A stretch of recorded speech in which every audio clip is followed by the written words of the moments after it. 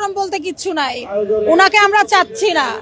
স্বরাষ্ট্র উপদেষ্টা বসে বসে যা করতেছে এগুলো আসলে আমরা মানে আশা করি নাই।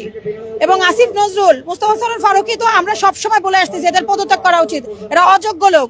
এরা মুখে এক বলে কার্যক্রম আরেকটা করতেছে, টাকা পয়সার বিনিময়ে আওয়ামী লীগ সব পুনর্বাসন করতেছে, বিভিন্ন দলে ঢুকাচ্ছে, সবাই আওয়ামী লীগ পুনর্বাসন করতেছে। তাহলে এই বিপ্লবী লোকজন আমাদের যারা আছে, আমরা যারা হাসিনাকে দেশ ছাড়া করতে বাধ্য করেছিলাম, আমরা সবাই হুমকির সম্মুখীন আছি এখন বর্তমানে।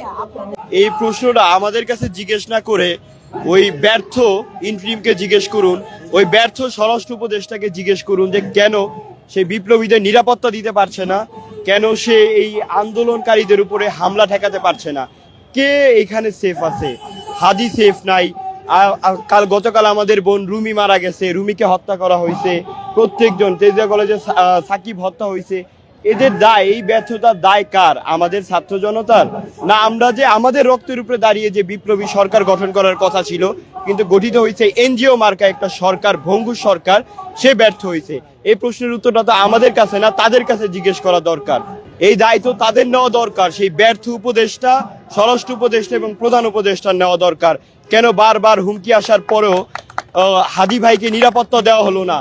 কেন বারবার প্রশাসনের কাছে নিরাপত্তা চেয়েও সে নিরাপত্তা পেল না? এই দায়িত্ব প্রশাসনের, এই দায়িত্ব স্বরাষ্ট্র উপদেষ্টার, এই দায় প্রধান উপদেষ্টার ডক্টর মোহাম্মদ ইউনূসের। এই দায় উনি কোনোভাবে ঘুচাতে পারবে না।